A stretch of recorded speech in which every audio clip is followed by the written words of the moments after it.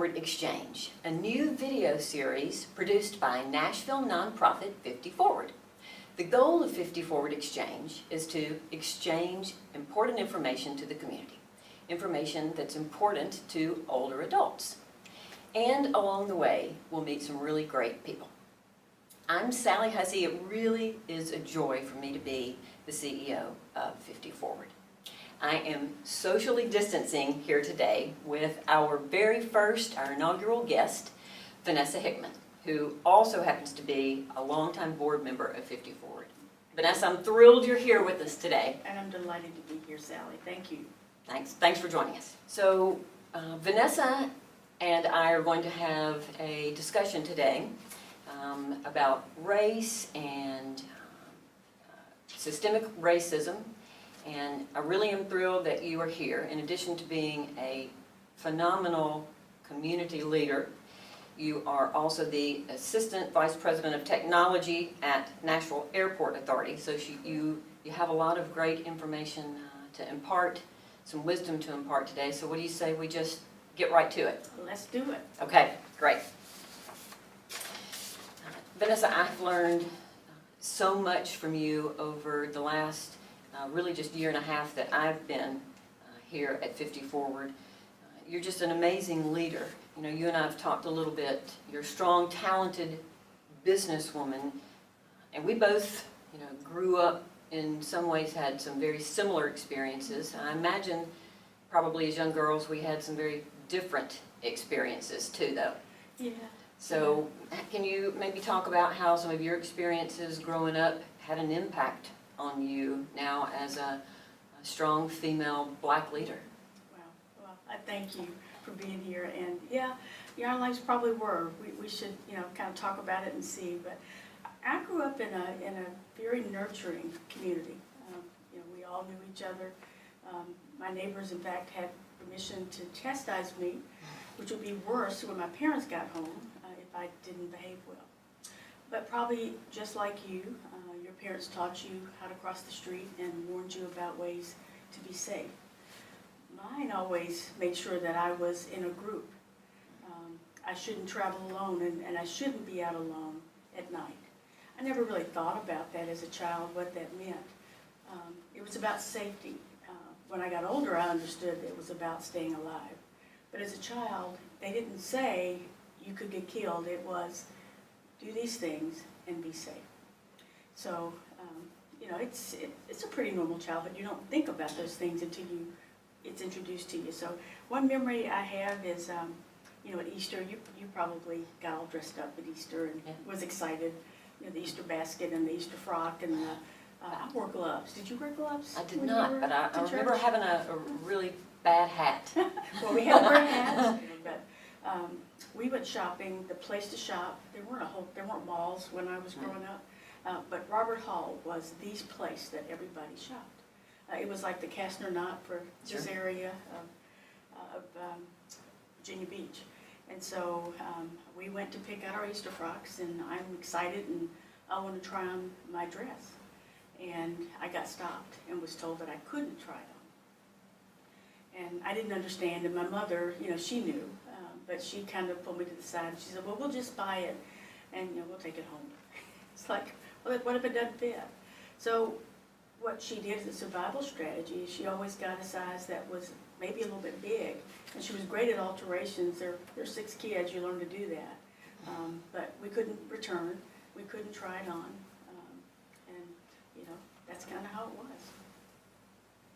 Do you think about that time and how that may have affected you as a business leader now? Well, you know, it's funny. For me, I pushed a lot of those emotions way down because you do to cope. You know, you don't want to get up every day thinking about, you know, am I going to come home tonight? You want to become a part of the group. But I do have to be aware of, you know, when I walk into a room, I'm very concerned about how what my impression will be on people. I want to be accepted, so I always had to be conscious of that. You know, I guess it puts you on your game, but it's a lot of pressure to have to deal with that. Of late, though, I've learned that I can't keep pushing that down. I mean, the things that have happened have made some of that come rushing back and have brought me to tears to think about the things that you just take for granted. You just go on. So how it shaped me is it's probably made me stronger. It's made me more observant because I've had to do that to survive. When we were preparing for this, you told me a little bit about your first job and some memories about your first job. I think you said your first job, real job, was with IBM. Mm-hmm. And told me a story about fitting in and maybe some experiences or challenges, honestly, with race in that job. Did you realize maybe at the time that some of what you experienced was really about race? Mm-hmm. Oh, it was really clear. Was it? You know, for me, I grew up in a time when affirmative action had been announced, and it did help me in my career to get started. It wasn't always helpful for some, but it did help me. IBM was ahead of the game, and they were really trying to embrace it. And so they came to the college campus, and I had a professor that I knew, and he said, "I've got the perfect candidate for you." So, you know, I got called for the interview, and in the interview, the man, Ron Kipp, who would become my branch manager, said to me, "I have to hire a black person, but it doesn't have to be you." And so I was used to those it didn't hit me at all. I mean, I grew up with, whites only, bathrooms and sitting in the balcony at the theater. So it was take a deep breath, put on your big face and go on. And so I said back to him, "You may hire me because I'm black. You'll keep me because I'm good. I just want you to open the door. I want a chance." And I got the job. I was really excited. I moved to Kingsport, Tennessee. I have to tell you a funny story, though. On the way to that job, I tell my mother. My mother got to 12th grade, but she didn't finish 12th grade. And so she wasn't used to all these maneuverings. I'm getting calls from this man, this white man, and he wants me to come to Kingsport on a plane and stay in a hotel for 2 days. And she's going, that just doesn't happen. He's going to expect something. And she almost told me I couldn't go. Wow. She trusted me. I said, "Mom, this is how it goes." And so I'm going to get on the plane. It was my first flight, scared to death, and got there. So I was fine. I got there, and my branch manager worked really hard to make me feel a part of the team. He never treated me differently, so I felt comfortable. And so I'm making calls. I'm all excited. I'm selling. I'm making sales. Person of the quarter, I'm all excited about that. And then one day I go into the Kingsport Foundry, and I'm talking to the manager there, and I'm selling typewriters. I sold typewriters. And after the sale, we're chatting. He says, "I've been expecting you." And I went, "You've been expecting me?" It kind of took me aback, and I said, "So what were you expecting?" He said, "Well, your branch manager came to us and said if we wanted to buy from IBM, we had to buy from you." And my heart sunk. It's like, here we go again. And so I gathered myself and I thought about it. But I was thrilled that he supported me. I mean, IBM had that kind of clout. They could go to their customers and they could say, "This is what we're going to do, and you're going to support me." So on the one hand, I was excited. He didn't tell me about that. He just supported me. On the other, I was just crushed because I thought it was me doing that. But I knew that because they had also told me there were places I couldn't go. They would not let me go to Paducah, Kentucky, for example, back in 1975. I wasn't allowed. I wouldn't get out of there alive if I was there. So it wasn't that I wasn't aware. It's just that I got comfortable, I guess, in thinking I was accepted, and I wasn't other this time. And so those hard realities come back often to people of color. No matter how comfortable you get, somebody comes back to remind you that you're just a black person, and it can hurt at times, but then you gather yourself and you go on. I had a great career. I asked to move to a bigger fishbowl. They allowed me to transfer to Nashville, and I got into management and had a great career there. So I have very fond memories of even of being in Kingsport. So I met my husband there, so it wasn't so bad. That probably is a pretty good memory. Yeah, it's a pretty great memory. Yeah. Well, transitioning on into today, given what has happened really across the nation and all of the protests and even here in Nashville over the past couple of months, and given what you know, all of your experiences, do you really think that there will be this groundswell of change that will lead to some real change? Because you've had a career and you've seen some things that may have changed. I would imagine you can go to Paducah today and feel a sense of safety that you didn't feel early in your career. But do you really feel like there can be some changes that happen in the business arena? Oh, I have hope. I'm a product of some of the change. It's a slow change, but it's going to happen. But it's an interesting thing. Black voices have always been there. I mean, there's a song called "Strange Fruit" by Billie Holiday. It's about lynching.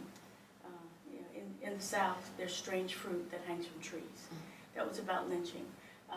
You could fast forward to the 60s. Marvin Gaye talked about, "Talk to me and you will see what's going on." So things are changing, and Black voices have always talked about this, but George Floyd brought it home. I mean, you couldn't deny, you're all sitting there, and the life left that man as we sat and watched. And so everybody had to deal with that. So I think there will be change. I'm encouraged that my daughter has different experiences than I had. I didn't have to have the talk with her, we call it the talk, until she was older. She was driving and she got stopped in our neighborhood. The policeman looked at her license and says, "Oh, you live here." She didn't know she'd been profiled. So I had to have to talk to her for her, but she didn't have it till she was older. So that gives me hope. I had to have it when I was 6 or 7. I didn't have to have it with her until she was later. But it is a real thing. And I think now with what's happened, there's a real commitment with people who don't look like me to say this is wrong. And when you say it's wrong, and when you act, then change can happen. So I am so encouraged that change can happen. And speaking of change, we really absolutely understand that change at 50Forward has to happen from the top.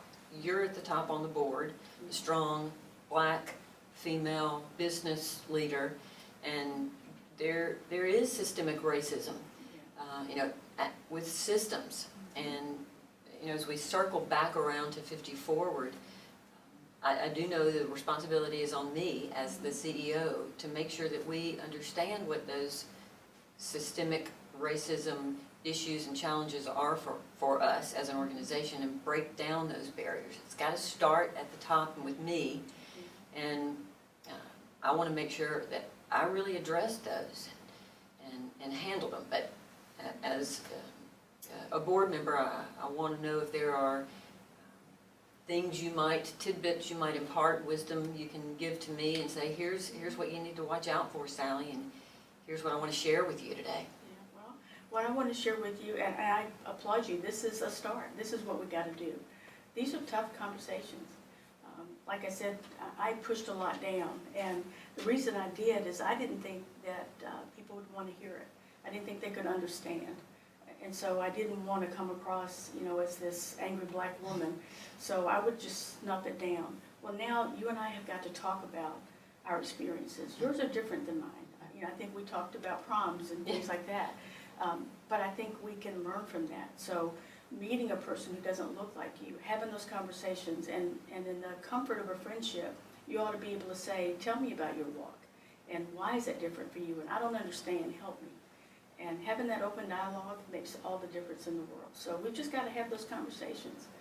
We've got to understand that our paths are different, and our destinations can be the same. I mean, we're all Americans. We're all the family. We all want the same things. And when we have those conversations, you realize, that we're not all that different. We're all the same. Vanessa, I'm so grateful to you. Thank you for being here on our inaugural 50Forward Exchange and for exchanging some ideas that I hope will turn into action. Yeah. Thank you for watching, and we will see you next time. Thank you, Sallie. I was fortunate to meet John Lewis, and he actually signed this book for me when he was here. And in it, he talks about an old African proverb: when you pray, move your feet.